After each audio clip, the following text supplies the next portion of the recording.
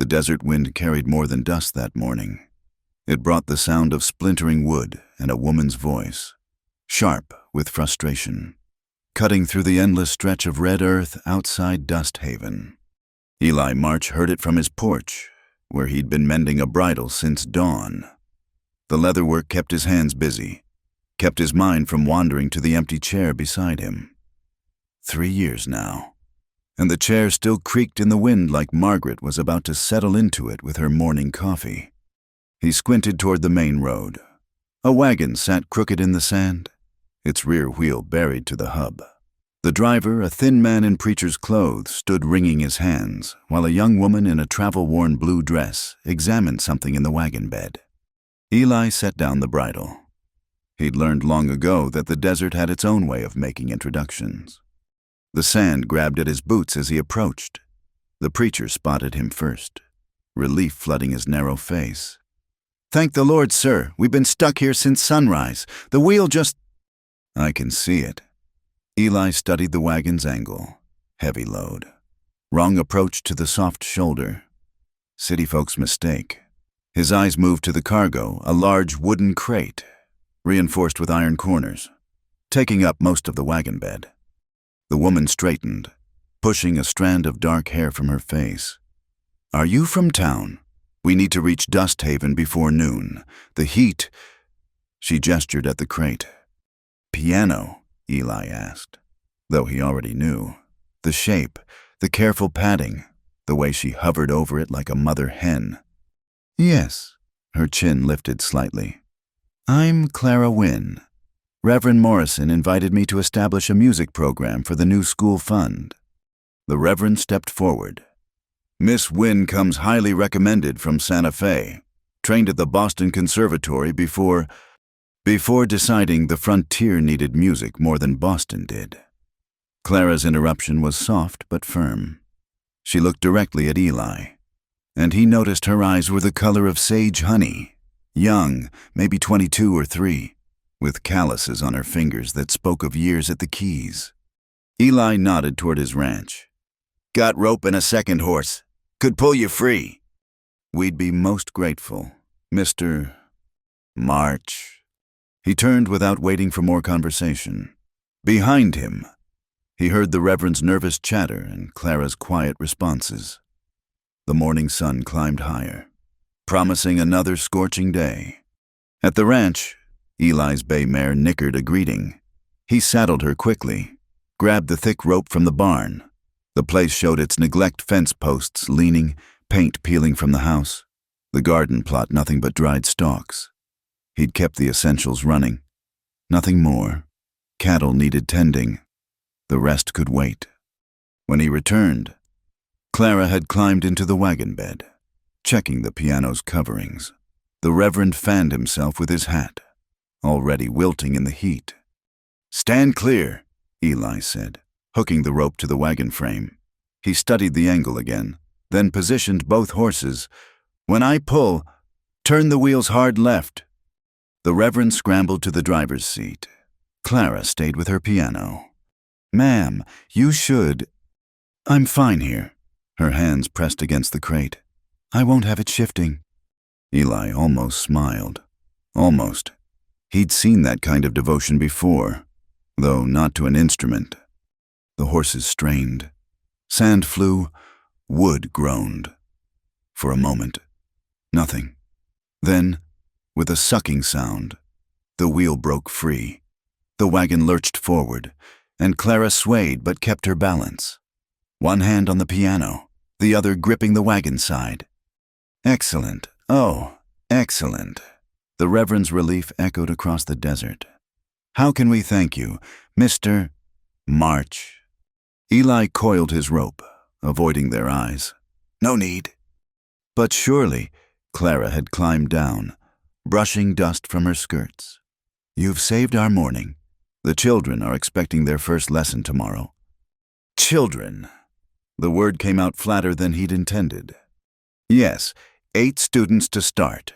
The school fund depends on demonstrating community interest."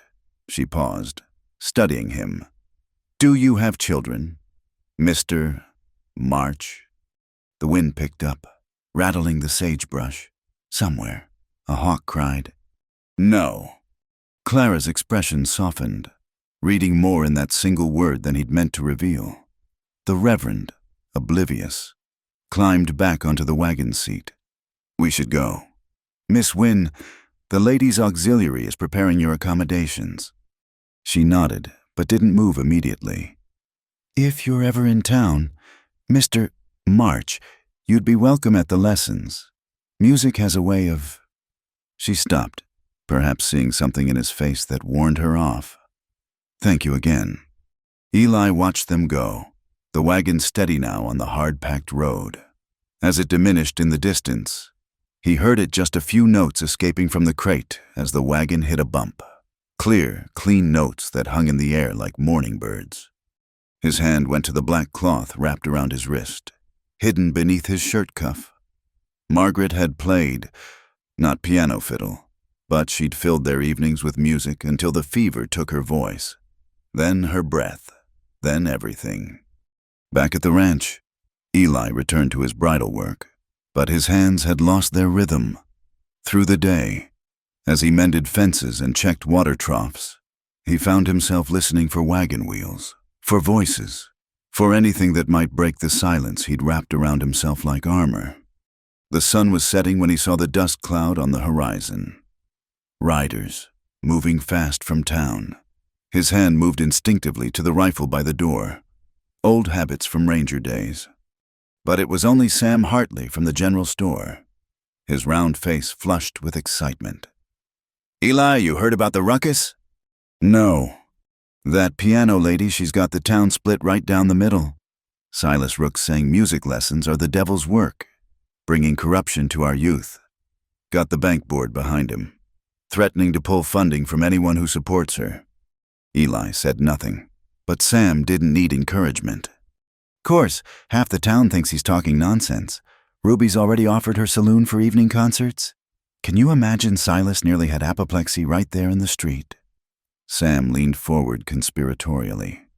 "Between you and me, I think Silas has his eye on her. Young, pretty, refined, just the type to polish up his image." The words sat heavy in Eli's stomach. He knew Silas Rook smooth as oil, twice as slippery, with fingers in every deal that passed through Dust Haven.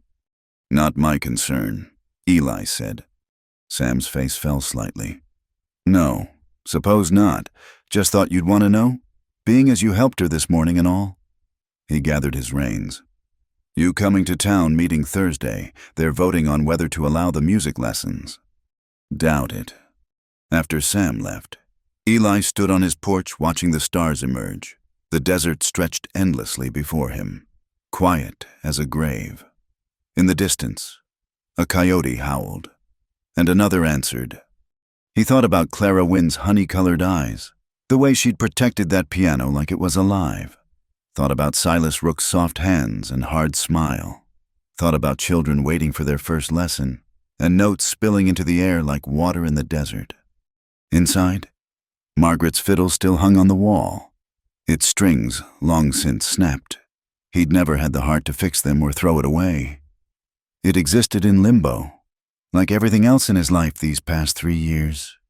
The wind shifted, bringing the faint sound of town dogs barking, a door slamming, life moving forward without him. Eli went inside, closing the door on all of it. But that night, for the first time in years, he dreamed of music. The sandstorm hit 3 days later, turning the sky the color of dried blood. Eli had seen it building since dawn, the way the cattle bunched together, the horses' nervous stamping, the pressure drop that made his old ranger wounds ache. He was securing the barn doors when he spotted the wagon struggling up his road, the same wagon from before. But this time Clara Wynne held the reins herself, fighting to control the spooked horses as sand whipped around them like angry spirits. Eli didn't think, just moved. He grabbed the lead horse's bridle, using his weight to steady the animal. "Barn!" he shouted over the wind. Clara nodded, her face half covered by a scarf, eyes squinting against the assault. Together they got the wagon inside just as the storm hit full force. The world outside disappeared behind a wall of flying sand. In the sudden quiet of the barn, they stood catching their breath. Clara unwound her scarf, revealing face scratched raw by sand. "Thank you. I didn't expect the weather turned so fast." "Where's the Reverend?" "Visiting the mining camps. I was trying to reach town before." She gestured helplessly at the storm raging outside. "The piano, I couldn't leave it at the church. The roof leaks." Eli looked at the wagon bed. The piano crate sat secure, but dust was already finding its way through the tiniest gaps in the covering. Without speaking, he grabbed a horse blanket and helped her add another layer of protection. "Your hands," Clara said suddenly. Eli glanced down. Blood seeped through a tear in his palm where rope or wood had caught him. He hadn't noticed. "Let me—" Before he could protest, she'd produced a handkerchief from her pocket. As she wrapped his hand, Eli became acutely aware of how long it had been since anyone had touched him with care. Her fingers were gentle but efficient, those piano player hands steady despite their fine bones. "You've done this before," he said. "My father was a doctor before he died. He taught me that hands are tools. You have to take care of your tools." She tied off the makeshift bandage. "There, though it needs proper cleaning." The wind howled louder, rattling the barn walls. Dust filtered through every crack, dancing in the lamplight like golden snow. "Could be hours," Eli said. "These storms." "I know. I've been reading about the territory. The library in Santa Fe had journals from the early settlers."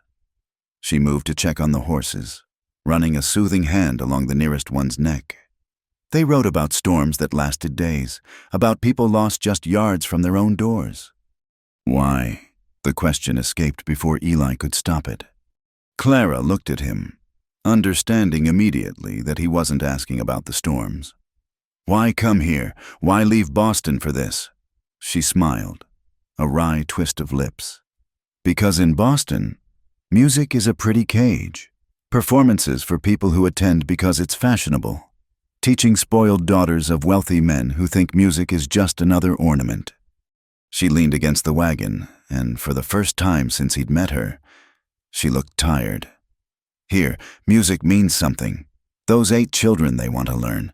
Their parents are sacrificing to pay for lessons, believing it will give them something better. That's worth more than all the concert halls in Boston." Eli found himself really looking at her for the first time. Not just the pretty face that had the town talking, but the steel underneath, the way she stood despite exhaustion, the determined set of her jaw, the dreams burning in those honey eyes. "Silas Rook wants to marry me." The words dropped between them like stones in still water. "He made his intentions clear yesterday. Very proper, very formal. He painted a picture of what my life would be: a fine house, social position, influence in the territory's development." Her laugh was bitter. "Music as a suitable hobby for a banker's wife. Of course. Private performances for his business associates." Eli's jaw tightened. "Another cage." "Exactly." She met his eyes. "I told him I needed time to consider. He's used to getting what he wants. I don't think he expected hesitation. And if you refuse, then I suspect the opposition to my music lessons will intensify. He's already convinced several families that piano playing leads to moral decay. Apparently, the movement of fingers on keys is—" She paused, color rising in her cheeks. "Inappropriately sensual." Despite everything, Eli felt his mouth twitch toward a smile. "Is that so? Mr. Rook seems to find danger in everything that brings joy." Clara's expression grew defiant. "I've never even—" She stopped abruptly, the color in her cheeks deepening. "Never what?" "Nothing. It's not important." But Eli had heard what she hadn't said. This woman who'd left everything for her music, who faced down sandstorms and small-town politics with equal determination, had never been kissed. The thought shouldn't have mattered to him, but it lodged in his chest like a splinter. The storm's fury increased, and somewhere above them, something crashed against the roof. Clara jumped, instinctively moving closer to him. "Just a branch," Eli said, "barn solid." "Unlike the church roof." She rubbed her wrist absently.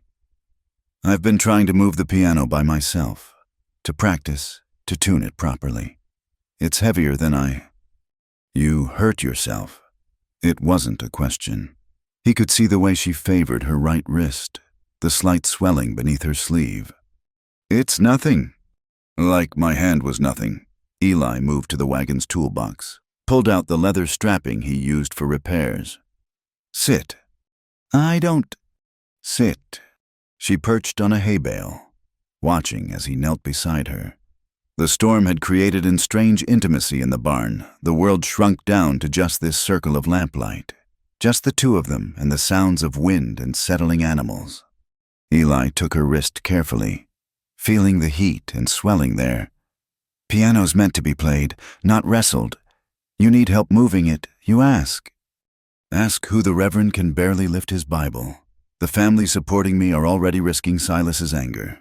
I won't put more burden on them. Ask me." The words hung between them. Clara's breath caught slightly. "You don't even want the piano in town. I've seen how you react when anyone mentions music."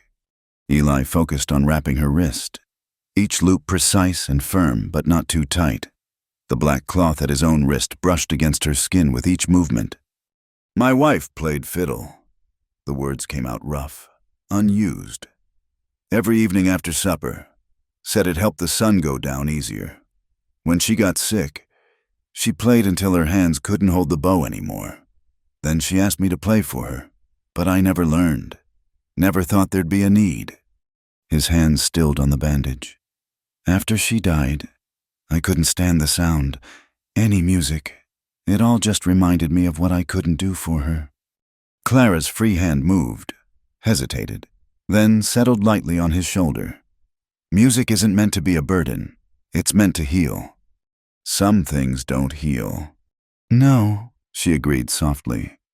"But they can learn to sing instead of scream." The lamplight flickered, casting dancing shadows.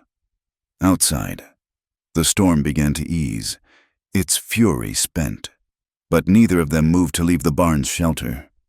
"I'll help with the piano," Eli said finally. "And your wrist needs rest. No playing for at least 3 days. 3 days I have lessons. You have a wrist that'll be useless in a week if you don't let it heal." He tied off the bandage, his fingers lingering perhaps a moment longer than necessary. "I know something about pushing through pain. It always costs more than you think." Clara flexed her fingers experimentally, wincing slightly. "You sound like my father." "Smart man." "He was." Her smile held memory and loss in equal measure. "He would have liked you. He always said the best men were the ones who'd learned to be gentle with broken things." The words settled into Eli's chest, somewhere near that splinter of unexpected feeling. He stood, putting distance between them. "Storm's passing. I'll ride with you to town. Make sure you get there safe." "I don't need—" "Wasn't asking." Clara stood as well, and for a moment they were close enough that he could smell the lavender water she used, could see the gold flecks in her honey eyes. Something shifted in the air between them, delicate as the last notes of a song. Then she stepped back, smoothing her skirts with her good hand. "Thank you, Mr. March, for everything." As they prepared to leave, Eli found himself thinking about cages, the ones built by others and the ones we build ourselves. About music that heals and music that haunts. About a woman who'd never been kissed, but who kissed piano keys with a passion that could change a town. The storm had passed, but something else was building. Eli could feel it in the air, electric as lightning, patient as drought. Change was coming to Dust Haven, and for the first time in 3 years, Eli March wasn't sure he wanted to hide from it. Dust Haven showed its true face on Main Street.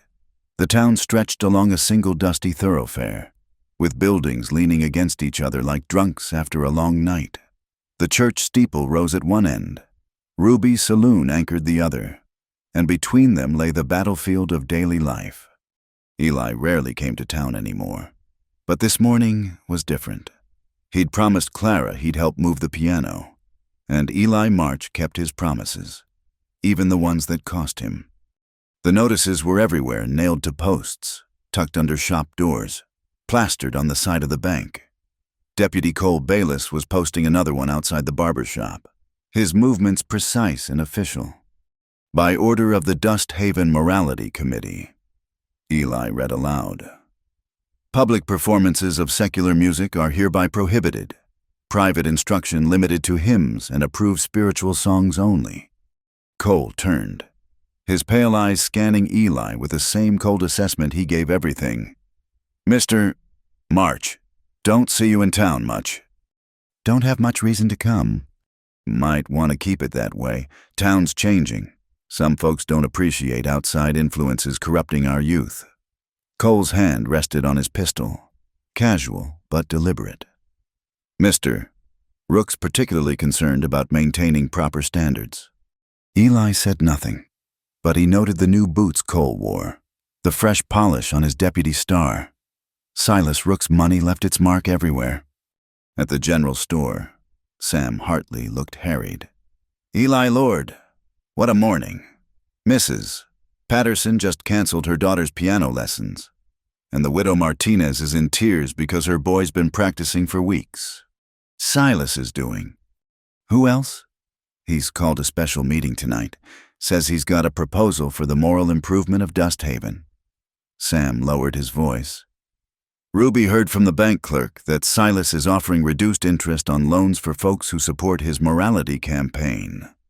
The bell above the door chimed, and 3 women entered Ruby herself. Red hair piled high, Mrs. Chen, the seamstress, and young Sarah Bennett, the schoolteacher. They moved with purpose, chins high despite the disapproving looks from other shoppers. Ladies, Sam greeted nervously. Ruby's smile was sharp as broken glass. Sam, we need paper, good paper, and ink. What for? Petition, Mrs. Chen said quietly. Her English was accented but clear. For the children, for music. Sarah Bennett stepped forward. 23 families have already agreed to sign, parents who want their children to have more than... She gestured at the window, where another notice was being posted. This. Eli watched the women work, spreading paper on Sam's counter. Ruby's hand steady as she wrote. Outside, more people gathered, drawn by curiosity or conflict. He recognized faces, cowboys from the outlying ranches, miners in town for supplies, mothers with children clutching their skirts. Where's Miss Wynne? Someone called out. Teaching. Ruby answered without looking up. In the church basement, because someone needs to think of the children while the men play their games. The door burst open. Jeb Carver, one of Silas's hired hands, swagger in with 2 others. Well, well, the hens are clucking. Ruby's hand never paused in her writing. Jeb, surprised to see you up before noon. Silas must be paying well. Mr. Rook pays honest men for honest work, unlike some establishments. Jeb's eyes roamed over Ruby insultingly. Heard you offered to host piano concerts, trying to class up your clientele. My clientele includes half the town council, 3 judges, and your own father when your mother's in a mood. Ruby signed the petition with a flourish. But you knew that. Jeb's face reddened. He stepped forward, and suddenly Eli was there, between the women and the hired hands. He said nothing, just stood, and something in his stillness made Jeb hesitate. This ain't your business. March. It is now. The moment stretched taut.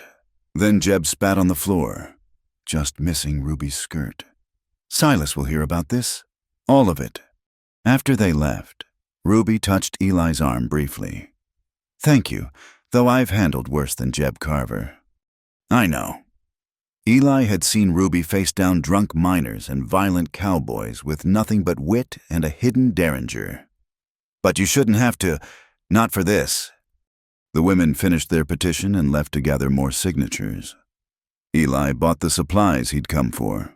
listening to the buzz of conversation around him. The town was splitting like wood along the grain, those who wanted change and those who feared it. At the church, he found Clara in the basement with 8 children arranged around the piano. She'd managed to get it down the stairs somehow, though her wrapped wrist told the cost. The children, ranging from 6 to 14, sat transfixed as she demonstrated finger positions with her good hand. Like this, Annie, gentle but firm. The keys want to sing, we just help them. Little Annie Rodriguez, daughter of the blacksmith, placed her small fingers carefully on the keys. The note that emerged was clear and true, and her face lit up like Christmas morning. I did it, Mama, I did it. Mrs. Rodriguez stood in the corner with other parents, her eyes wet. Beside her, Tom Chen whispered translation to his grandmother, who nodded approvingly despite understanding no English. Clara noticed Eli and smiled, but continued the lesson. He leaned against the wall, watching her work. She moved between students with easy grace, adjusting posture here, demonstrating rhythm there.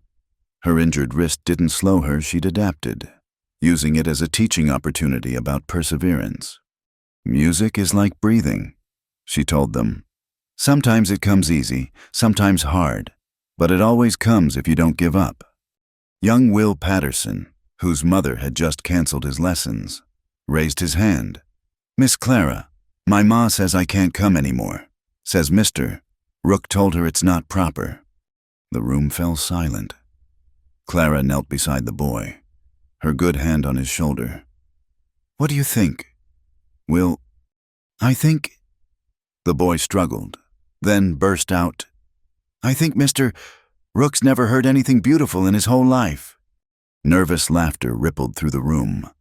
Clara's eyes found Eli's across the space, and he saw the steel there again, the determination that had brought her across half a continent.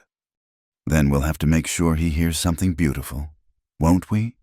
She stood, addressing all the children. Music isn't about what's proper. It's about what's true.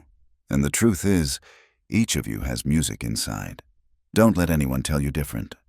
After the lesson, parents collected their children with mixtures of pride and worry. Several pressed coins into Clara's hand despite her protests about her injury preventing full lessons. You're teaching them more than piano, Mrs. Rodriguez said firmly. That's worth paying for. When they were alone, Clara slumped against the piano, exhaustion showing through her composed facade. They passed the ordinance, meeting tonight to make it official. And if they do...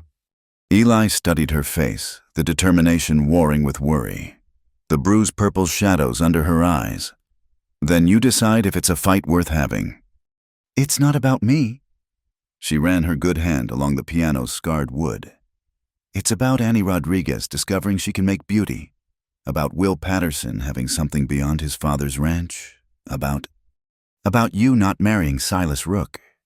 The words hung in the basement air like dust motes in lamplight. Clara's hand stilled on the piano. That too, she admitted quietly. He's made it clear marry him, and the music can continue under his protection. Refuse and... She gestured at the stairs, toward the notices and the gathering storm. Man like Rook doesn't make offers. He makes traps. I know. She met his eyes. I've known men like him all my life. They see something beautiful and think owning it is the same as understanding it. Eli moved to the piano, testing its weight. This needs to go back upstairs before the meeting. Can't have it damaged if things get ugly. You think they will get ugly?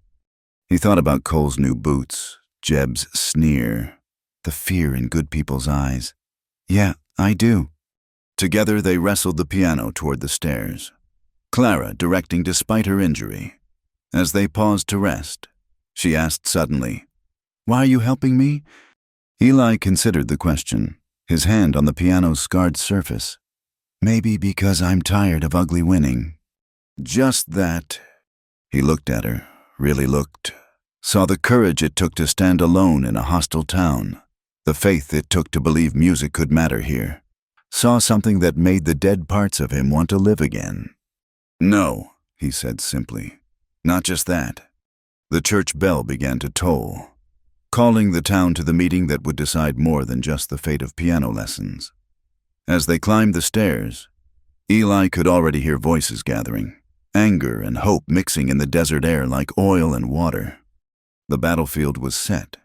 The question now was who would be left standing when the dust settled. The barn smelled of hay and horses and something else, hope. Maybe, or just the absence of dust.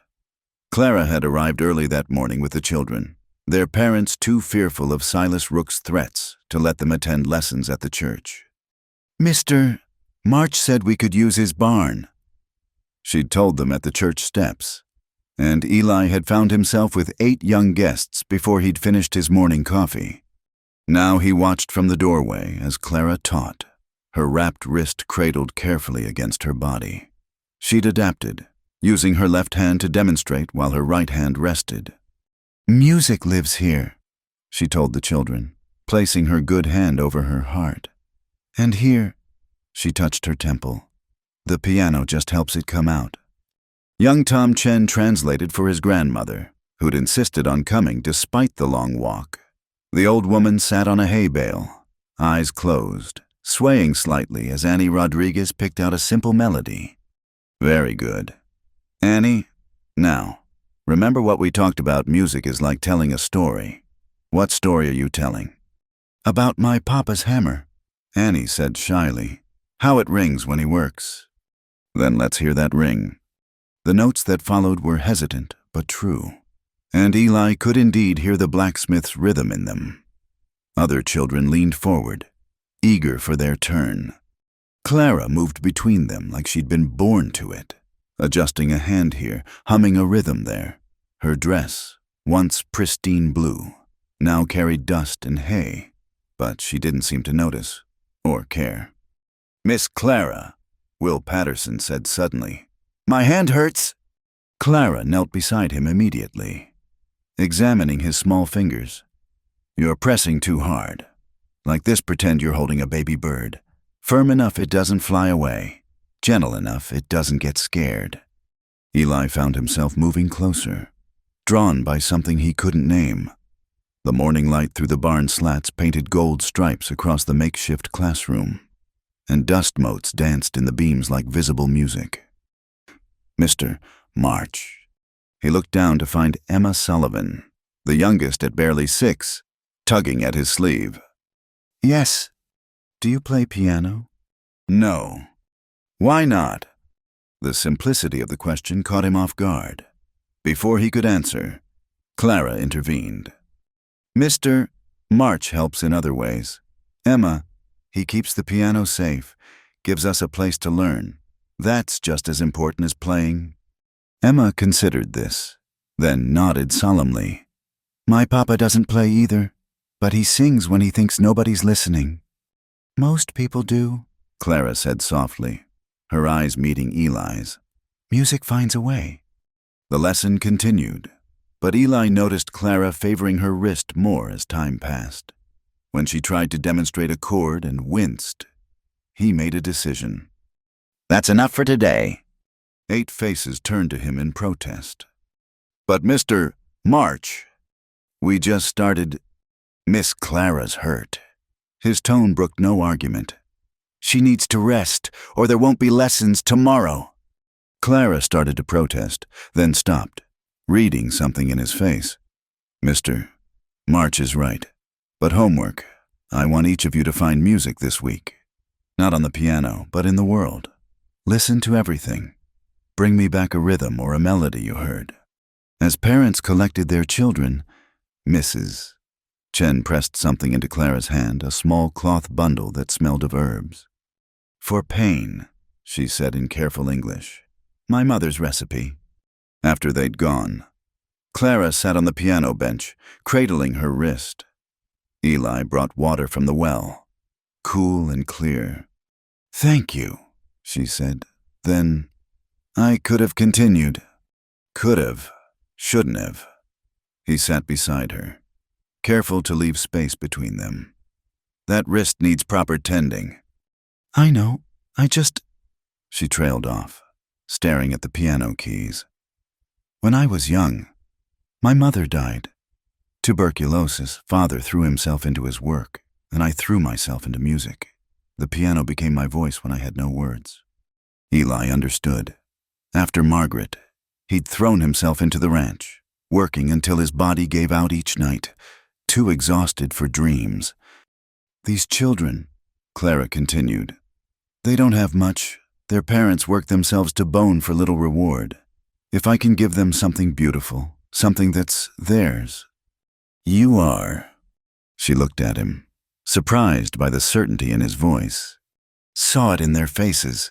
You're giving them more than music. Clara smiled then, soft and real. You're not what the town thinks you are. What does the town think? That you're hard, closed off, dangerous. Some say the way you faced down Jeb yesterday has everyone talking. And what do you think? She studied him, those honey eyes seeing too much. I think you're like that piano scarred outside, but still capable of beauty. You just need someone to show you it's safe to sing again. The words sat between them like a living thing. Eli felt exposed, like she'd peeled back his skin to see the workings beneath. He stood, needing distance. Let me see that wrist. She extended her arm without protest. He unwrapped the bandage carefully, noting the swelling had worsened. The herbs misses. Chen had given them smelled sharp and clean comfrey, if he guessed right, and something else. This needs to soak in hot water first. He prepared a basin, adding the herbs. The barn filled with medicinal steam. As Clara soaked her wrist, she asked, Will you come to the meeting tonight? Hadn't planned to. Silas will be there. He's prepared something Ruby overheard him practicing a speech about moral decay and the corruption of youth. Man likes to hear himself talk. He's also hinted at calling in loans early for families who support me. The Rodriguez family owes for their smithy improvements. The Chens for their shop. Eli's jaw tightened. He knew those tactics had seen them destroy good people who just wanted to build something better. That's not about morality. That's about control. Yes. Clara lifted her wrist from the water, and he wrapped it fresh, careful of the tender spots. But he's clever. He makes it sound reasonable. Necessary, even. Protection for the innocent. Her fingers trembled slightly as he worked, and he realized she was afraid. Not of Silas, exactly, but of what he represented the cage closing in, the music being silenced. You don't have to fight this alone, he heard himself say. Don't I? There was no self-pity in it, just honest question. I'm an outsider, a woman alone, an easy target for men like Silas who see independence as a threat. Eli finished the bandage, but didn't release her hand immediately. My wife Margaret, she was like you. Came from back east, full of ideas about making things better. Town didn't know what to do with her at first. What changed? She didn't, just kept being herself, helping where she could, playing her music. Eventually, the town realized they needed what she brought more than they feared it. And if they hadn't realized, Eli's thumb brushed across her knuckles. Just once, barely there. Then we'd have found somewhere that did. Clara's breath caught. For a moment, the barn held nothing but possibility. Two people seeing each other clear in the morning light. No pretense between them. Then hoofbeats thundered outside. Breaking the spell, Eli stepped away, hand moving to his hip where his gun would be if he'd worn it. Reverend Morrison burst in, face flushed with exertion. Miss Clara. Thank goodness, you need to know Silas has called in the territorial judge. He's pushing to make the music ban official law, not just town ordinance. Clara paled. Can he do that? Judge Thornton owes him money, the Reverend admitted miserably. Gambling debts from younger days. Silas owns half the territory through such chains. Then we'll fight it, Clara said, standing straighter despite everything. With what? Morrison wrung his hands. I've already had 3 families tell me they're withdrawing their children. They can't risk their livelihoods. Eli watched Clara absorb the blow, saw her shoulders want to slump before she forced them square. She moved to the piano, ran her good hand across the keys without playing them. "Then I'll play," she said quietly. "At the meeting tonight. Let them hear what they're trying to ban. Let them look those children in the eye and say music is dangerous. Miss Clara, that could provoke—" "Good," steel in her voice now. "I'm tired of being careful, of being proper, of being silent." She turned to face them both. "If they want to fight about morality, let's show them what's truly immoral, crushing beauty, because it doesn't fit in their ledgers." The Reverend looked to Eli as if for help, but Eli was remembering Margaret again. How she'd stood up to the Cattle Association when they tried to fence off the water. How she'd played her fiddle at the meeting, sweet and clear, until hard men remembered they'd once been boys who loved music. How she'd changed things just by being unchangeable. "I'll help get the piano there," he said. Clara's smile was like sunrise after a long night. "Thank you." As they prepared for what was coming, Eli found himself thinking about songs and silence, about wounds and healing, about the courage it took to make music in a world that preferred quiet. Tonight, Dusthaven would have to choose, and for the first time in 3 years, Eli March knew which side he stood on. The letter arrived at sunset, delivered by one of Silas Rook's men who didn't wait for a response. Clara read it on Eli's porch, her face composed even as her good hand trembled slightly. "An invitation," she said, voice carefully neutral. "Mr. Rook requests the honor of my performance at tomorrow's town square gathering, a demonstration of appropriate musical expression to show the community that culture and morality can coexist." Eli took the heavy paper, noting the quality. Expensive, imported. Everything about Silas Rook was calculated to impress and intimidate. "Says here the territorial judge will attend, along with several prominent families from Silver Creek and Mesas Altas." He looked up at her. "He's making it a spectacle." "Yes." Clara sank into Margaret's old chair when Hetty started thinking of it as Clara's and rubbed her temple. "If I refuse, he'll paint me as the radical he's been claiming. If I accept, he controls the stage." "Exactly. He'll expect hymns, traditional pieces, nothing that could be seen as inflammatory." Her laugh held no humor. "He's even provided a list of acceptable selections." Eli scanned the list. Safe choices, everyone. Music drained of passion, reduced to pleasant noise. And after you play his tunes, after I demonstrate that I can be guided by wiser heads, he'll graciously allow limited lessons under strict supervision. Of course, probably with himself as moral overseer. She stood abruptly, pacing to the porch rail. It's not just about the music anymore. It's about obedience. The sunset painted the desert in shades of blood and gold, somewhere in the distance. Coyotes began their evening song wild, untamed, free. Everything Silas Rook wanted to fence in or kill. "There's something else," Clara said quietly. She hadn't looked at him yet. "The letter includes a private note. If I accept his proposal of marriage before the performance, he'll ensure the music program thrives. If not, he'll destroy it." "And anyone who supported it?"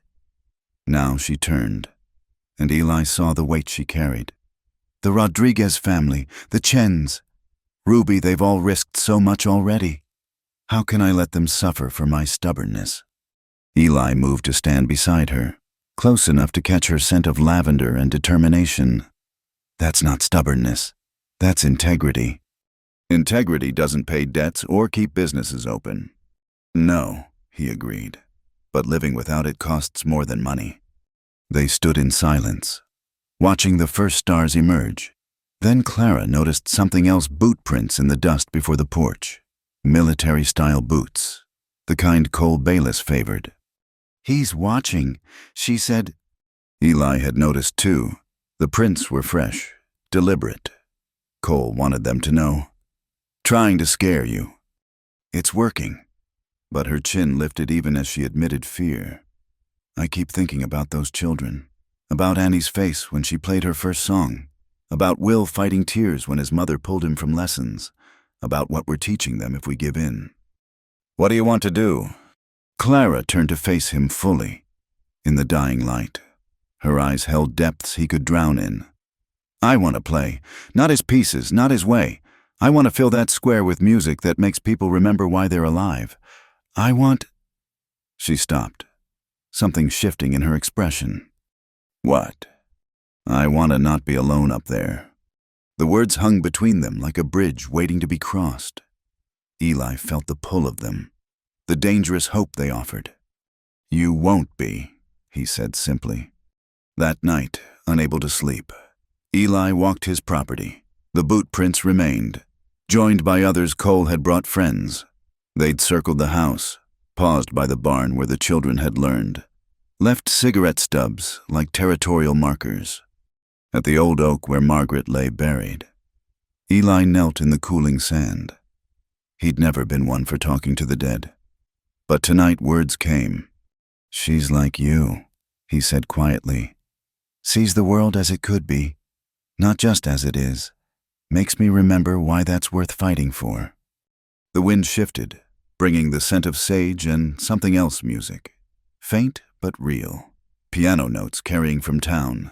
Clara, practicing despite her injury, preparing for tomorrow's trial. Back at the house, Eli made his own preparations. Cleaned his rifle, though he prayed he wouldn't need it. Polished his good boots. Found the shirt Margaret had always said brought out his eyes. If Clara would stand before the town, he'd stand with her. Dawn came too soon. Eli was checking the horses when he heard approaching hoofbeats. Not Cole this time. Ruby's distinctive red hair was visible even at a distance. And she wasn't alone. Mrs. Chen rode beside her, and behind them came Sarah Bennett and at least a dozen other women. Mr. March, Ruby called as they reached the yard. We're here for Clara. She's inside. Good, she'll need this. Ruby dismounted, pulling a package from her saddlebags. We worked on it all night. Inside, Clara stood before his small mirror, trying to pin her hair one-handed. Her usual blue dress had been replaced by a severe gray that made her look older, dimmer. Trying to be what he expects, she explained without turning. No, Ruby's voice was firm. Absolutely not, ladies. What followed was a transformation. The women had brought a dress deep burgundy silk that caught the light, elegant but bold. They styled Clara's hair in a way that was proper but striking, adding small pearl pins that caught the light like stars. If you're going to play, Mrs., Chen said as she worked, play as yourself, not his shadow. Sarah Bennett added a touch of color to Clara's pale cheeks. My grandmother was a suffragette. She always said the most rebellious thing a woman could do was be magnificently herself. When they finished, Clara looked like what she was: an artist, a fighter, a woman who wouldn't be diminished. The gray dress lay discarded like a shed skin. Thank you, Clara whispered, voice thick. All of you. We'll be there, Ruby promised. Whatever happens, you won't stand alone. As the women prepared to leave, Eli caught Ruby's arm. Cole's been watching the house. We know.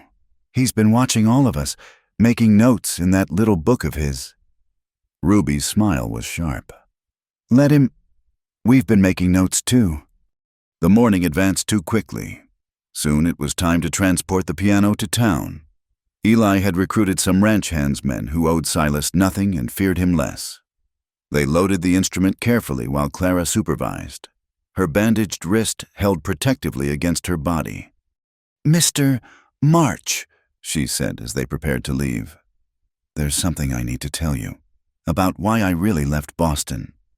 He waited, seeing the struggle in her face. There was a man, wealthy, connected, used to getting his way, like Silas, but with better manners and worse intentions. When I refused him, he ensured no concert hall would hire me, no student would come for lessons. He destroyed my life there with whispers and implications. So you ran. I thought so at first, but somewhere on the journey here, I realized I wasn't running from. I was running to a place where I could build something new, be something more than a pretty ornament in someone's collection. She met his eyes. I won't let it happen again. Not here, not to these children. Eli reached out, carefully took her good hand in his. It won't, not while I'm breathing. For a moment, her fingers tightened on his. Then the church bell began to toll, calling the town to gather. The performance, the trial, was about to begin. As they headed to town, Eli noticed more boot prints along the road. Cole and his men had been busy, marking the route like predators stalking prey. But he also saw other signs, ribbons tied to fence posts in Clara's signature burgundy. Small acts of defiance from those who believed in what she brought to Dust Haven. The town square was already filling when they arrived. Silas had built a platform, decorated with bunting and patriotic colors. He stood at the center in his finest suit, every inch the successful banker, greeting the visiting dignitaries with practiced charm. "Ah, Miss Wynne." His voice carried across the square. "How lovely you look.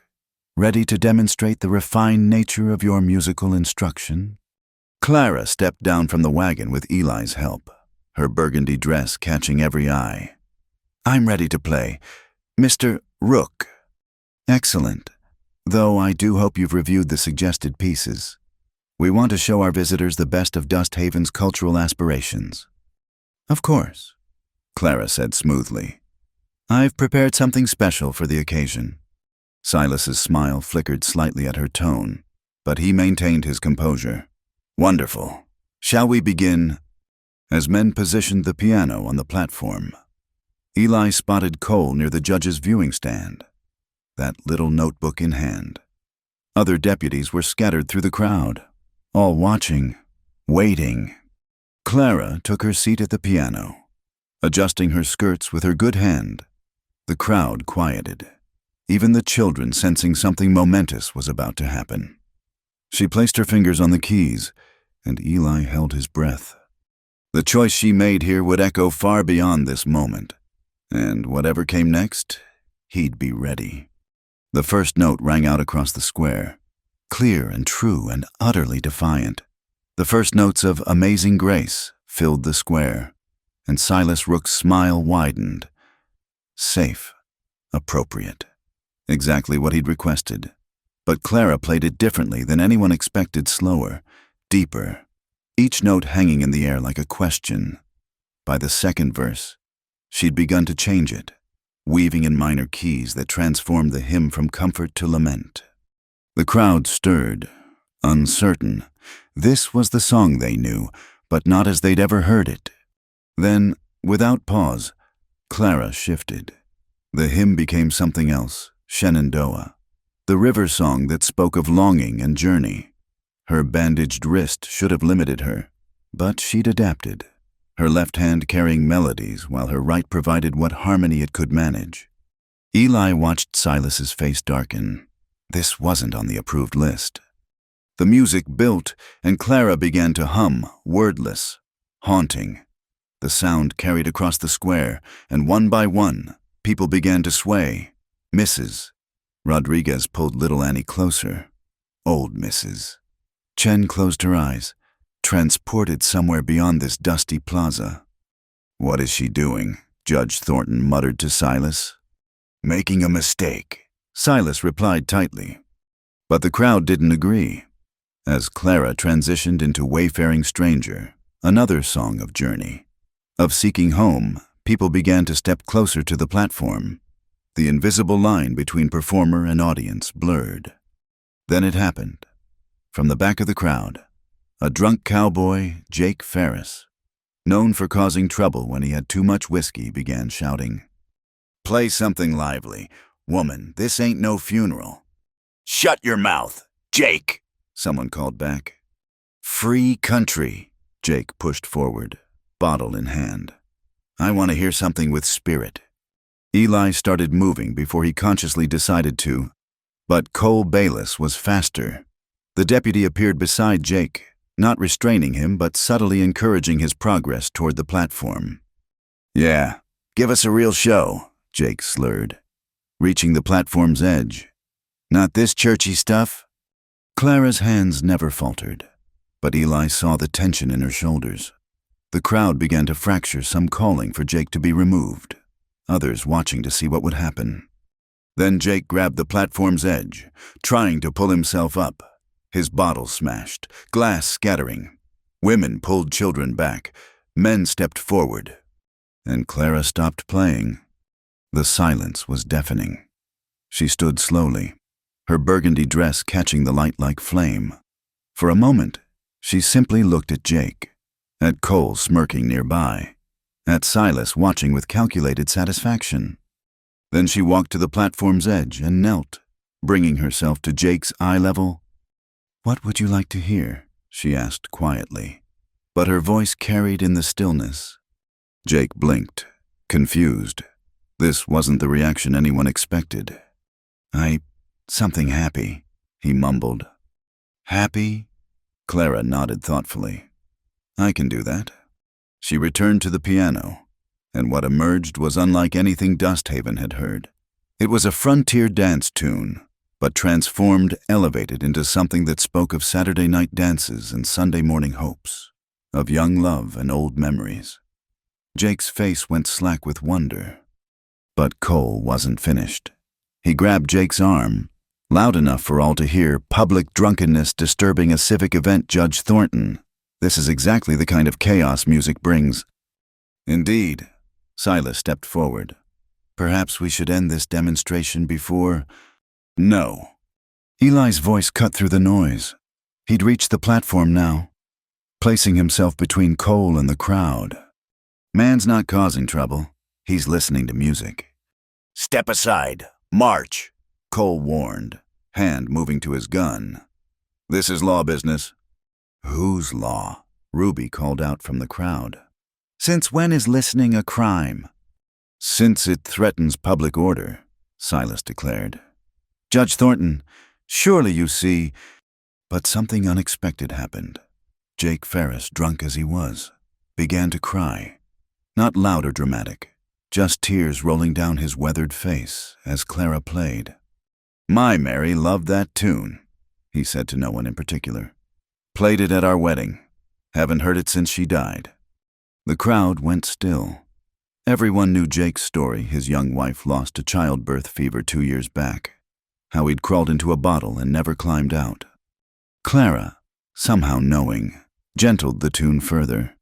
It became a lullaby, a farewell, a promise that beauty existed even in loss. And Jake Ferris, the town drunk, stood there transfixed, remembering love. "Arrest him," Silas ordered Cole coldly. Cole moved forward. But suddenly Annie Rodriguez broke free from her mother and ran to the platform. "Please don't stop. Miss Clara, please." Other children followed. Will Patterson, Tom Chen, little Emma Sullivan. They clustered around the piano like birds seeking shelter, their parents rushing after them but not pulling them away. "This is chaos," Silas announced. "Children running wild, drunks weeping in the streets. Judge, you must—" "Mr. Rook." Clara's voice was quiet, but it stopped his tirade. She'd risen from the piano, standing now with the children gathered around her skirts. Her injured wrist was cradled against her body, but her spine was steel. "You're right. This is chaos. The beautiful, necessary chaos of human feeling, of memory and hope and grief and joy all mixed together like life itself." She looked directly at him. "I'm sorry if that frightens you." "You dare!" "I dare to play music, to teach children that they matter, to remind people they're more than their debts and duties." Her voice grew stronger. "If that's criminal, then arrest me. But know that you're not protecting morality, you're killing the very thing that makes us human." The square erupted. Some shouted agreement. Others argued for order. Jake Ferris stood confused, but somehow clearer-eyed than he'd been in months. The children pressed closer to Clara, their small faces defiant.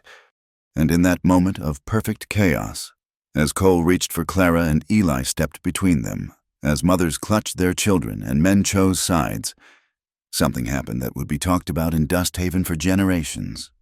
Clara turned to Eli, her eyes bright with unshed tears and fierce determination. The crowd noise faded to nothing. Time slowed, crystallized, became something else entirely. "Thank you," she whispered, "for standing with me." "Always," he replied, meaning it more than he'd ever meant anything. And then maybe it was the emotion of the moment. Maybe it was the music still hanging in the air. Maybe it was just two souls recognizing each other across all the barriers between them. Clara rose on her toes and kissed him. It wasn't passionate or practiced. It was the kiss of a woman who'd never kissed before, giving it all her truth and trust. It was gentle as morning light, brief as a heartbeat, infinite as the desert sky. And it changed everything. The crowd fell silent as if struck by lightning. Cole's hand froze halfway to his gun. Silas's mouth opened, but no sound emerged. Even the children stood speechless, understanding without knowing that they'd witnessed something profound. The church bell began to toll once, twice, then stopped mid-ring as if the bell ringer had forgotten his purpose. In that silence, in that suspended moment, Dust Haven had to choose. Not just about music or morality or the proper behavior of unmarried women, but about what kind of town they wanted to be, what kind of life they wanted to live. Ruby moved first. The saloon owner stepped forward and began to clap slow, deliberate, defiant. Mrs.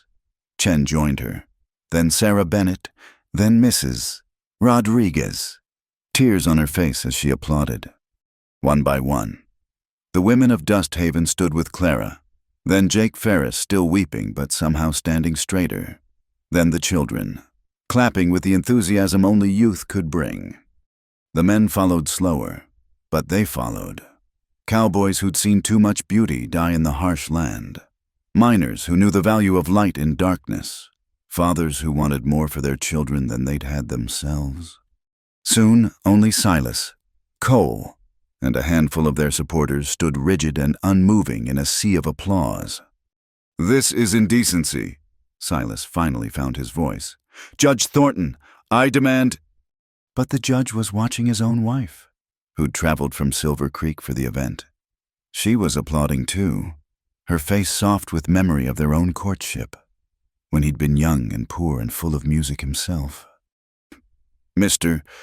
Rook," Judge Thornton said slowly, "I see no crime here, just a town remembering what matters." The applause swelled, and Clara swayed slightly, overwhelmed. Eli steadied her with a hand on her elbow, and she leaned into him just barely, just enough. The revolution hadn't come through violence or law or carefully reasoned argument. It had come through a kiss, honest, unexpected, and gentle as rain in the desert. And in that moment, as the sun blazed overhead and the crowd chose joy over fear, Dust Haven began to change. The morning after the kiss, Dust Haven woke different. Not in any way you could point to. Exactly, the sun still rose over the same red rocks. The same dogs barked in the same dusty streets. But something had shifted, like a fever breaking or a held breath finally released. At the church, Reverend Morrison found Silas Rook waiting with 3 members of the bank board. Their faces wore the grim satisfaction of men about to foreclose on happiness itself. "Reverend," Silas began without preamble, "we need to discuss yesterday's disgraceful display."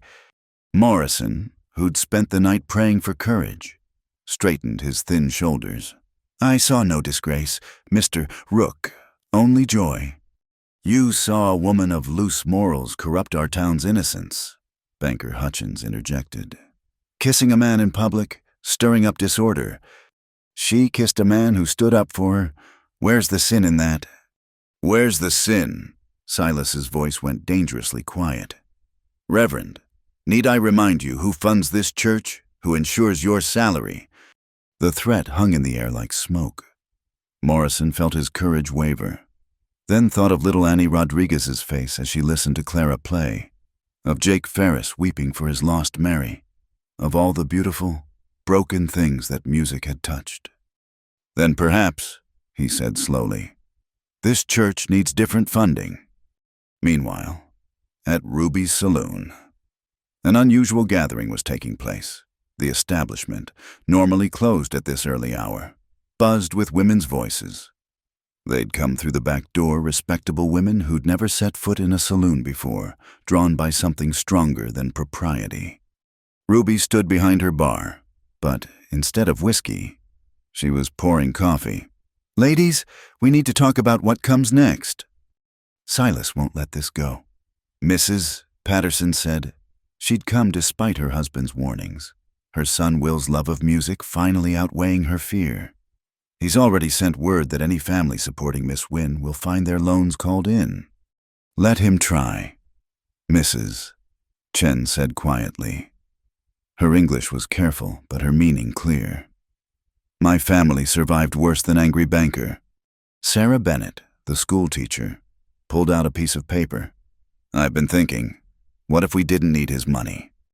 What do you mean? I mean, what if we created our own fund for the school, for the music program? Small contributions from many instead of dependence on one man's whims. Ruby laughed, sharp and appreciative. A rebellion funded by penny donations and bake sales? I love it.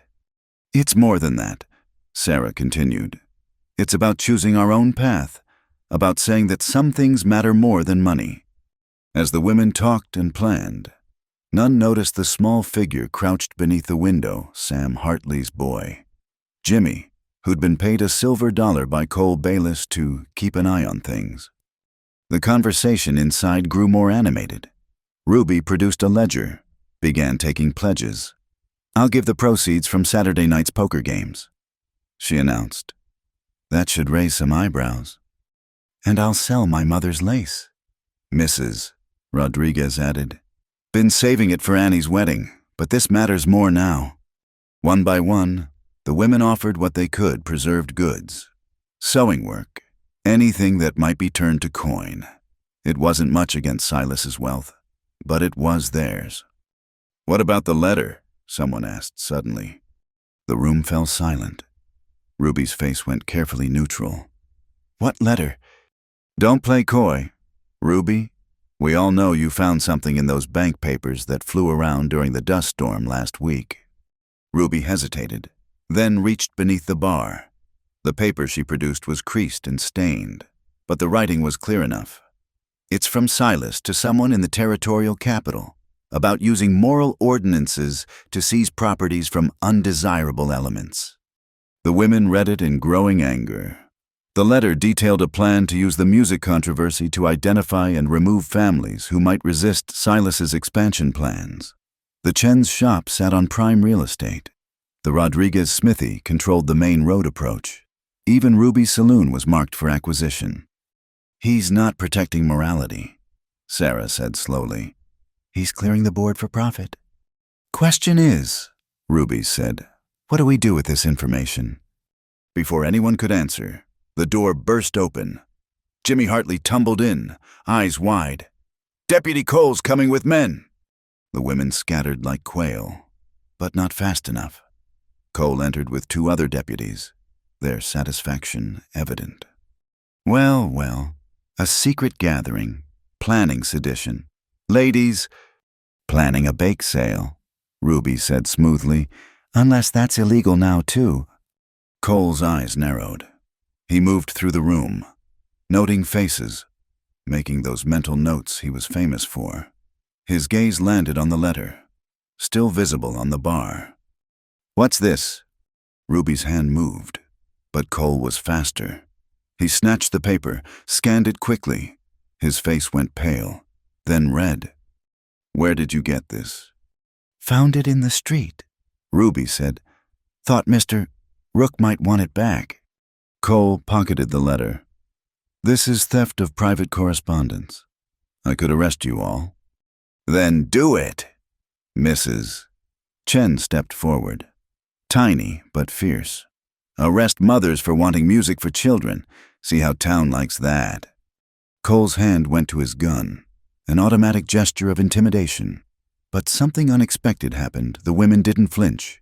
They stood straighter, moved closer together, a wall of calico and determination.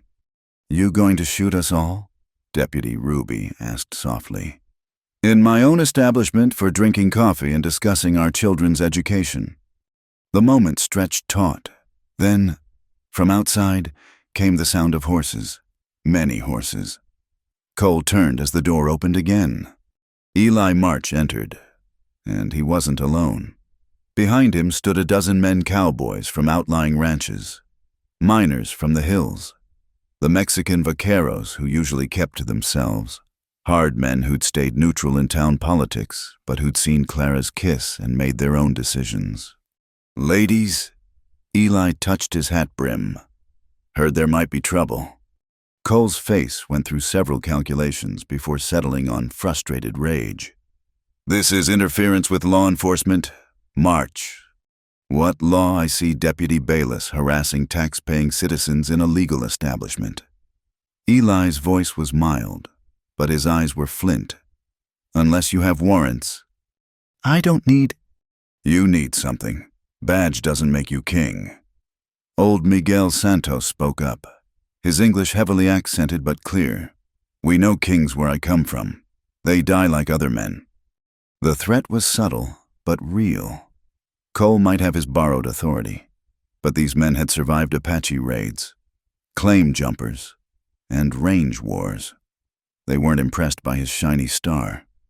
"This isn't over," Cole said finally. "Mister, Rook will hear about this gathering. All of it." "Good," Ruby said. "Tell him we're done being afraid." After Cole and his men left, the saloon erupted in nervous laughter and excited chatter. But Eli sought out Ruby, speaking low. "They got the letter." "They got it, but not before everyone here read it." Ruby smiled grimly. "Sometimes losing a battle helps win a war." "Where's Clara?" "At your place still, I imagine." "Thought it best she stay clear of town today." Eli nodded, but Ruby caught his arm. "That kiss yesterday, that wasn't just about the moment, was it?" He met her knowing gaze steadily. "No." "Good. She deserves someone who sees her true. But Eli Silas won't let this go. He can't afford to. Too much pride. Too much money at stake." "I know. You prepared for what's coming." Eli thought of Clara's face in the morning light, of children learning to make music, of a town remembering it had a soul worth saving. "Been preparing for 3 years," he said. "Just didn't know it until now." As he left the saloon, the women resumed their planning with renewed energy. The men who'd come to support them joined in, offering protection for families who stood against Silas, organizing watches on threatened businesses. Word spread through Dust Haven like wildfire. By noon, Reverend Morrison had announced he would hold services in the town square if the church board cut his funding. By afternoon, 3 more families had pledged their children to Clara's music lessons. By evening, Jake Ferris had sobered up enough to offer his wagon for transporting the piano wherever it needed to go. The battle lines were drawn, but they weren't where Silas Rook had expected. This wasn't about propriety versus impropriety, tradition versus change. This was about a town deciding whether it would be ruled by fear or lifted by hope. And at the center of it all was the memory of a kiss, simple, honest, and powerful enough to show people what they were fighting for. That night, as Eli rode back to his ranch, he found himself humming. It took him a moment to recognize the tune, one of Margaret's favorites, a song about home and belonging he hadn't thought of in years. Change was coming to Dust Haven, and for the first time since he'd buried his wife, Eli March was ready to meet it with open arms. The makeshift courtroom smelled of tobacco and lies. Judge Thornton had set up in the town hall, a grand name for a building that usually hosted barn dances and wedding receptions. Today, it held something uglier, Silas Rook's attempt to use the law as a weapon. Clara sat beside Eli, her back straight despite the weight of accusation. The charges were creative. Eli had to give Silas that disturbing the peace. corrupting minors through inappropriate musical instruction, and conducting business without proper permits. Your Honor. Silas stood before the judge, every inch the righteous citizen. This woman has brought chaos to our peaceful community. Just yesterday, we witnessed her incite a near riot in the town square. I played piano, Clara said quietly. You did far more than that, Silas whirled on her. You encouraged public drunkenness, caused children to abandon their parents, and engaged in wanton behavior with Mr. March here. A murmur ran through the packed room. Half the town had crammed inside, with more listening at the windows. Ruby sat in the front row, her presence a red flag to Silas's bull. Judge Thornton, still influenced by his wife's reaction to yesterday's events but bound by old debts, cleared his throat.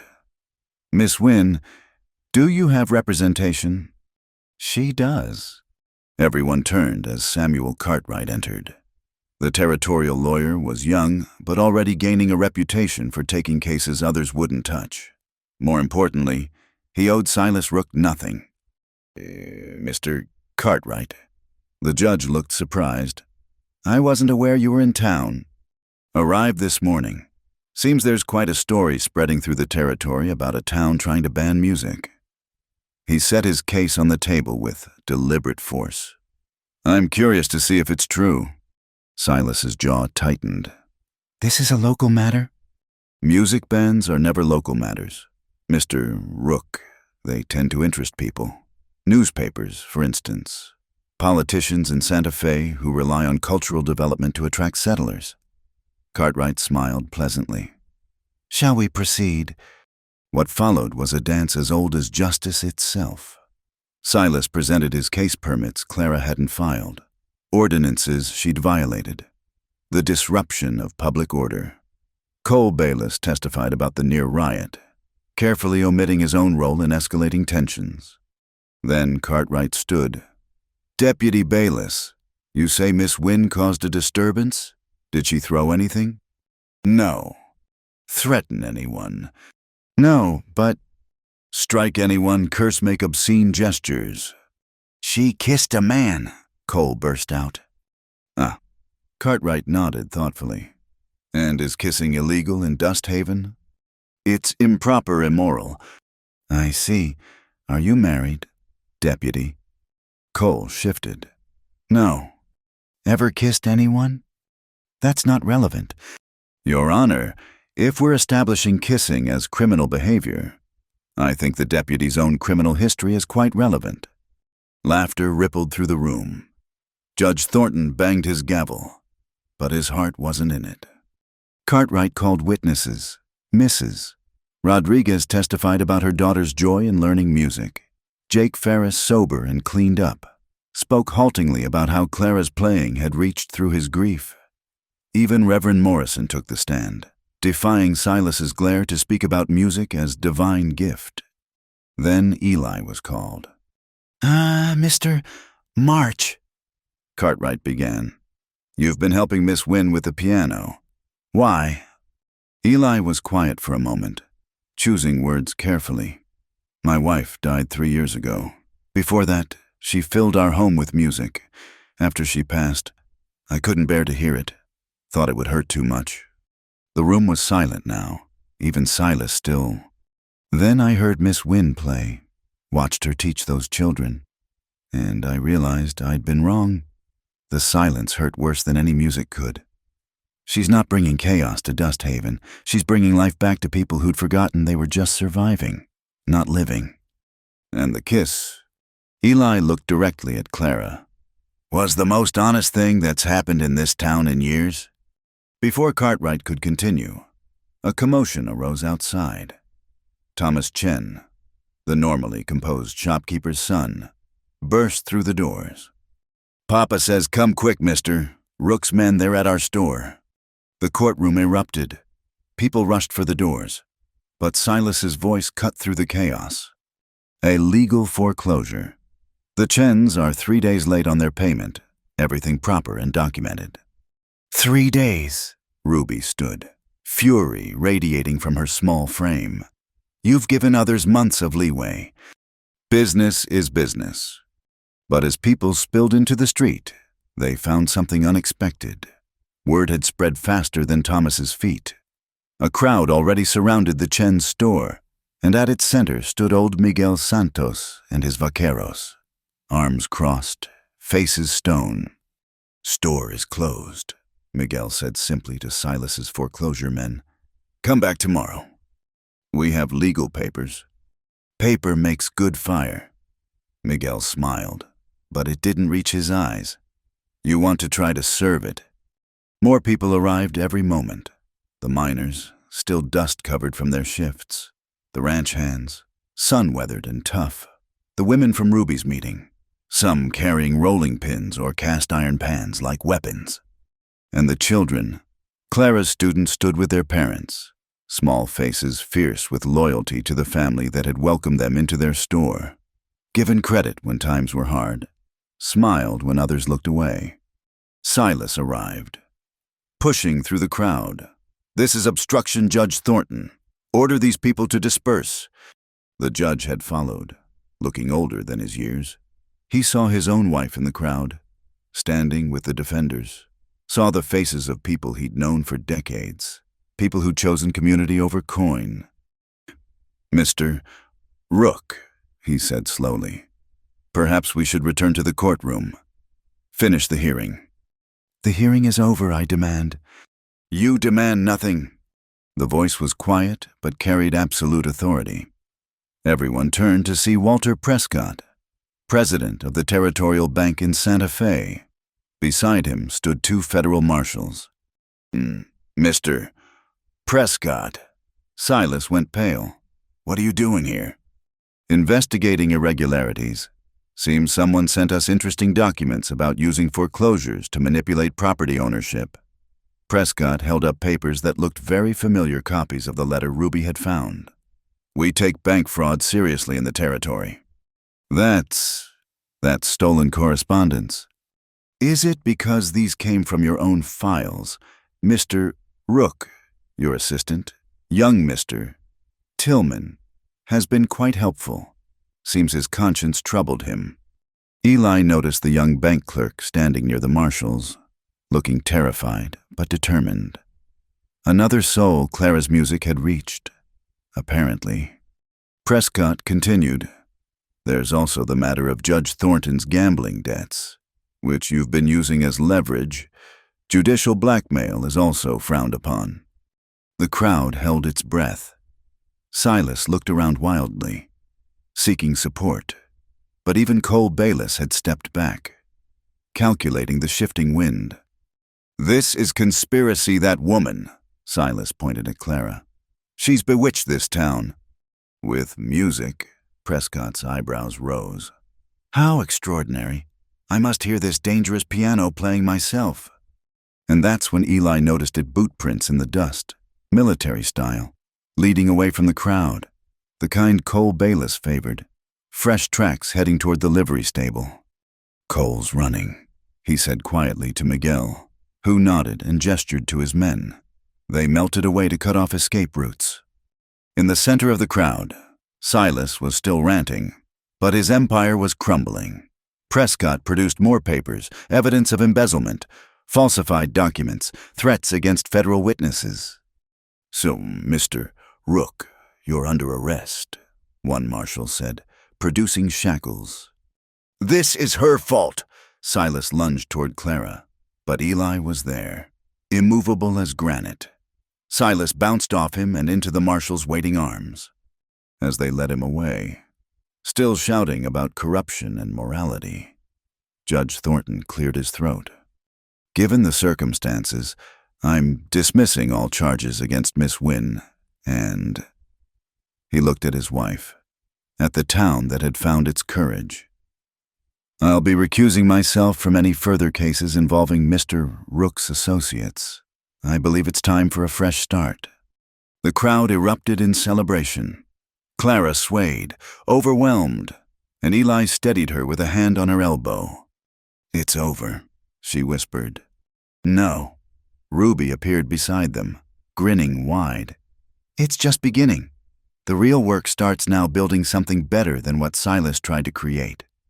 As if to punctuate her words, church bells began to ring, not the solemn toll of judgment, but a joyous peal of freedom.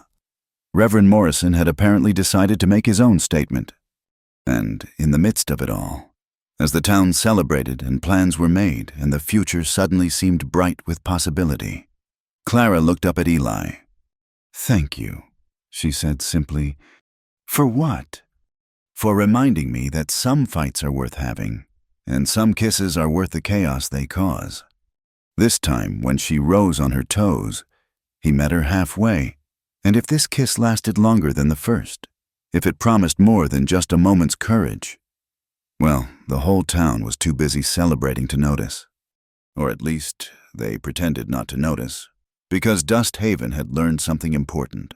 Sometimes the most revolutionary act was simply choosing joy over fear, music over silence, love over law. The smell of smoke woke Eli before he heard the bell.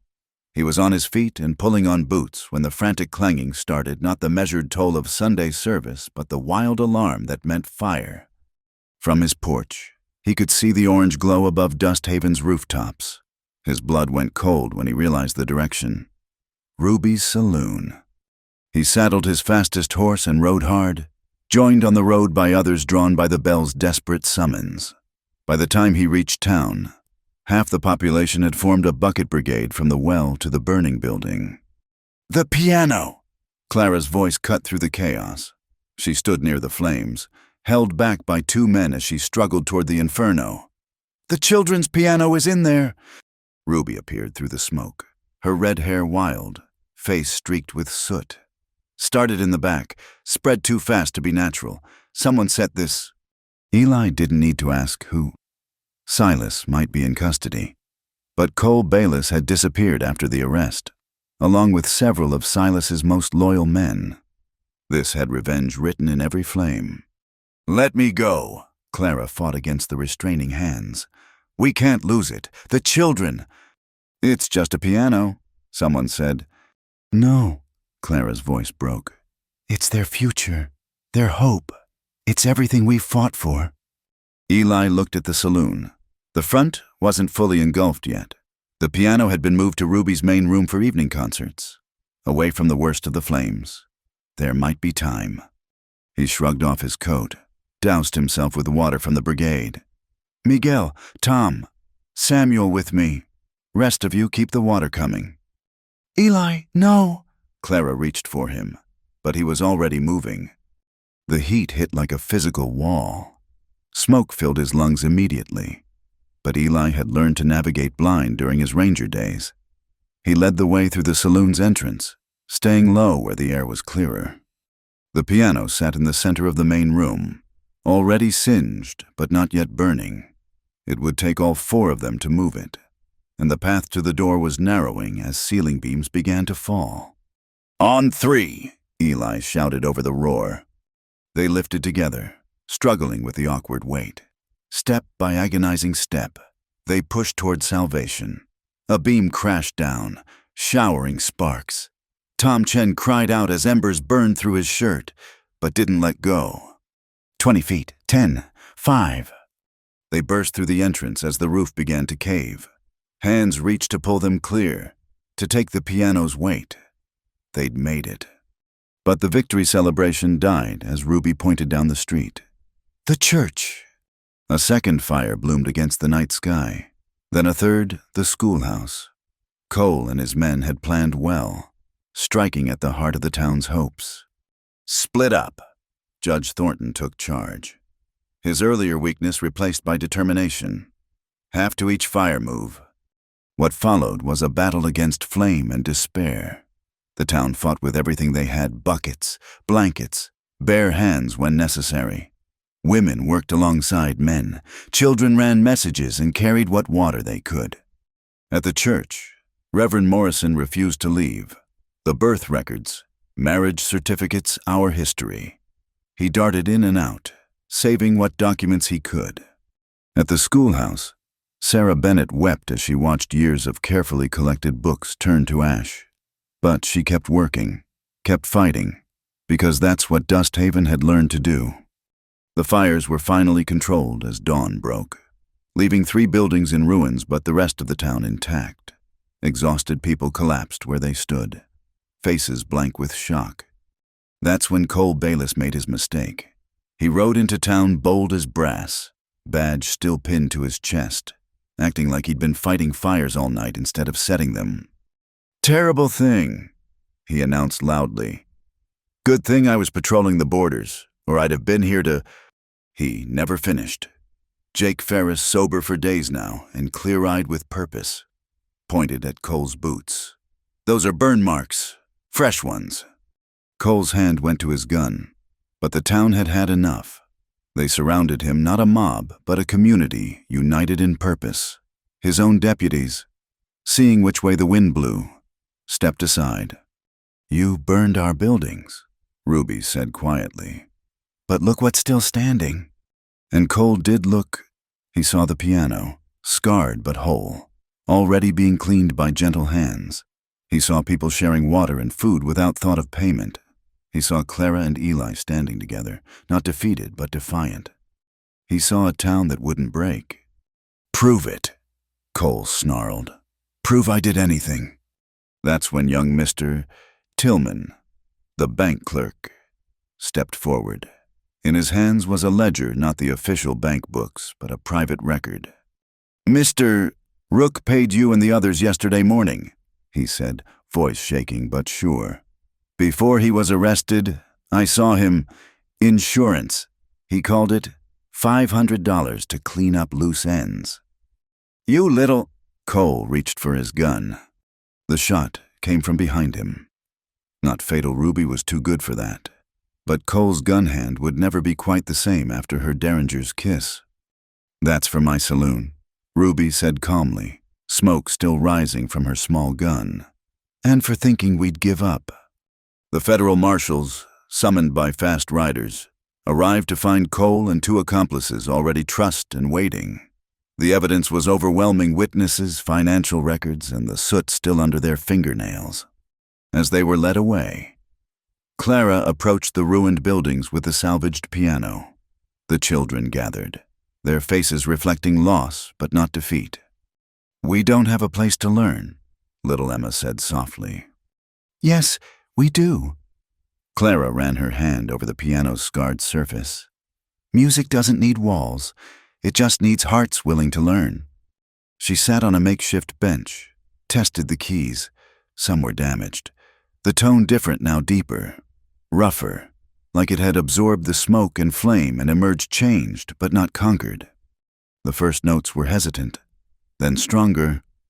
Clara began to play not a formal piece, but something that seemed to rise from the ashes themselves, one by one. Voices joined in. Not trained, not perfect, but real. Eli found himself singing words he didn't remember knowing. Something about building and burning and rising again. The whole town seemed to inhale together. Exhale song. From the jail wagon, Cole watched the scene with disbelief. They'd burned the buildings. They'd destroyed property worth thousands. And these fools were singing. But that was what he'd never understood. What Silas had never grasped. Dust Haven wasn't buildings. It wasn't property lines and banknotes. It was people choosing to stand together, to find beauty in ashes, to sing when everything said they should weep. As the sun climbed higher, plans were already forming. The saloon would be rebuilt. Ruby was too stubborn to let fire win. The church would rise again. Reverend Morrison insisted, built by the whole community this time. The schoolhouse would be better than before, with a special room just for music. "We'll help," old Miguel declared. "My men know construction." "I've got lumber," Rancher Patterson added, his wife smiling proud beside him. "Been saving it, but this seems worth it." One by one, pledges came. Labor, materials, skills, time. The banker Prescott, still in town to sort out Silas's mess, offered interest-free loans for rebuilding. "Seems to me," he said, eyeing the singing crowd, "a town that won't let music die is a good investment." As the morning wore on, The piano was moved to the town square. It would stay there, Clara declared, until the music room was built. Let everyone see it, scarred and smoke-stained but undefeated. It's ruined, someone muttered. Will never sound the same. Good, Clara replied. Perfect things don't teach us anything, but something that's been through fire and still sings that teaches us everything. She played again, and this time Eli sat beside her on the bench. His hands, so careful with leather and rope, were clumsy on the keys, but Clara guided them, patient as she was with the children. See, she said softly, music finds a way. Around them, Dust Haven picked itself up and began to build again. But this time, they weren't just building structures. They were building a future where music and joy and, yes, even unexpected kisses had room to grow. The revolution had been tested by fire, and like the piano, it had emerged scarred but singing, ready for whatever came next. 6 months later, the new music hall stood where Ruby's saloon had burned, built with donated lumber and willing hands. It wasn't fancy, just honest wood and good intentions. But when afternoon light streamed through the windows onto the scarred piano, it was the most beautiful building in Dust Haven. Clara stood before her students, all 23 of them now. Word had spread through the territory about the town that fought for music, and families had come seeking what Dust Haven offered a chance for their children to learn beauty. Remember, Clara said, demonstrating a passage. Music isn't about perfection. It's about truth. Play what you feel, not just what's written. Annie Rodriguez, now her star pupil, raised her hand. Miss Clara, will you play at the Harvest Festival? We'll all play, Clara corrected gently. Music belongs to everyone. From the back of the room, Eli watched her work. His hands bore new calluses from building, but also from piano keys. Clara had been patient, teaching him simple melodies in the evening quiet of the ranch. He'd never be a musician, but he'd learned to let music back into his life. The door opened, bringing cool autumn air and Ruby herself. Now president of the Dust Haven Cultural Committee, a title that made her laugh every time someone used it. Letter from Santa Fe, Ruby announced, waving an official-looking document. The territory is designating us a model community for cultural education. Comes with funding for the school. The children cheered, but Clara's eyes found Eli's. They both knew the real victory wasn't in official recognition. It was in Jake Ferris, now 3 months sober, who came to every concert, in the Chen family's shop, thriving now that fear no longer ruled the town's economics, in the way people hummed as they worked, no longer afraid that joy was dangerous. After the lesson, as children scattered to their chores and games, Clara and Eli walked through town. The rebuilt church rang its bells for evening service, a fuller, richer sound now with the new bells donated by Judge Thornton as part of his penance. The schoolhouse stood proud with its fresh paint and room specially designed for acoustics. They paused at the town square where it all changed. Someone had planted flowers around the spot where Clara had kissed Eli that day. Clara's garden, the children called it, though she blushed every time. Any regrets? Eli asked, as he did sometimes when the evening light made him thoughtful. About which part? Clara smiled. Coming here fighting Silas, that very public kiss. Any of it. All of it. She considered, watching a group of vaqueros ride past, one softly playing a guitar.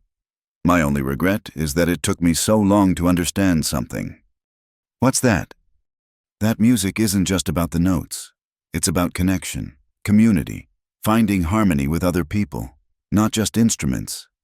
She took his hand, calluses matching calluses. You taught me that. Pretty sure you taught me. They argued about it gently, the way of couples who'd found their rhythm. As they walked, people nodded greetings the banker's wife who now took piano lessons, the miners who'd formed a men's chorus, the children who ran past humming fragments of Bach and folk songs in equal measure. At the old cemetery, they paused. Eli had brought Clara here last month, shown her Margaret's grave. The headstone was simple, but someone Clara suspected Ruby had planted wildflowers that bloomed in profusion. "She would have loved you," Eli said quietly. "I hope so. I think she would have understood what we're trying to build." Clara squeezed his hand. Beauty from ashes, music from silence, hope from grief. They stood quietly for a moment, then turned back toward town. There was work to be done, always work in a frontier town. But now it was joyful work, building something greater than survival. That Sunday, the Harvest Festival filled the streets. The scarred piano had been moved to a platform in the square, decorated with autumn leaves and corn husks. Clara's students performed not perfectly, but with enthusiasm that brought tears to watching parents' eyes. When it came time for the final piece, Clara stood, but instead of taking the bench alone, she gestured to the crowd. "This one, we all know. Will you sing with us?" She began Shenandoah, the river song that had started it all, one by one. Voices joined rough and smooth, young and old, accented and clear. Eli sang too, his bass rumble mixing with Clara's clear soprano and the children's eager voices. Even old Miguel's vaqueros added Spanish harmonies that somehow fit perfectly.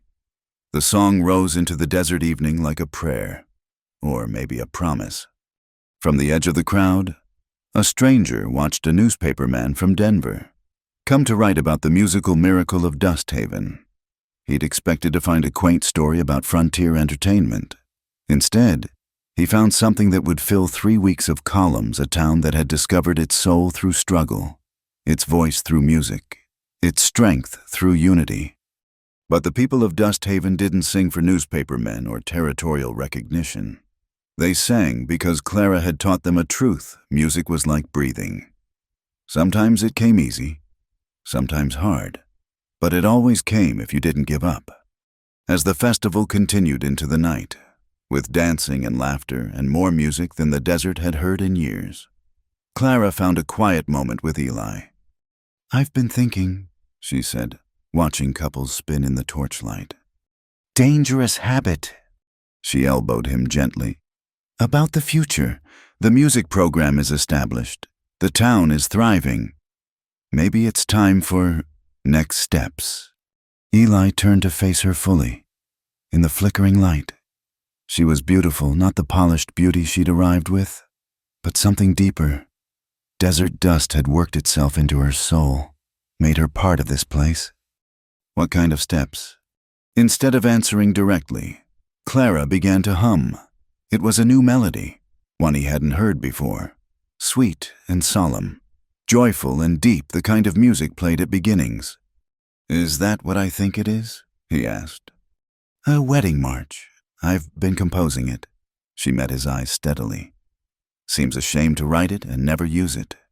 For once, Eli March, the man who'd faced down gunmen and pulled pianos from burning buildings, was speechless.